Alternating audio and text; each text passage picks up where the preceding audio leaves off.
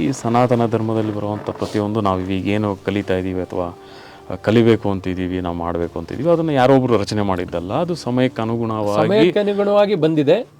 ಸಮಯಕ್ಕೆ ಅನುಗುಣವಾಗಿ ಬಂದಿದ್ದನ್ನು ಒಂದಿಷ್ಟು ಸಮಯದಲ್ಲಿ ಒಬ್ಬೊಬ್ಬರಿಗೆ ನಾನಿರುವಷ್ಟು ಸಮಯದಲ್ಲಿ ಎಲ್ಲದನ್ನು ಎಲ್ಲರಿಗೂ ಹೇಳಿಕೊಡುವಂಥದ್ದು ಅಥವಾ ಎಲ್ಲರಿಗೂ ತಲುಪಿಸುವಂಥ ಸಾಧ್ಯತೆ ಕಡಿಮೆ ಇದೆ ಅಂತ ಮನಗಂಡು ಅದನ್ನು ಬರವಣಿಗೆ ರೂಪದಲ್ಲಿ ಬರೆದಿಟ್ಟಿರೋದು. ಮುಂದೆ ಒಂದಿಷ್ಟು ಶಾಸ್ತ್ರಗಳಾಗಿ ಅಥವಾ ನಮಗೆ ಬಂದಿರೋ ಇದಾಗಿ ಬಂದಿದೆ.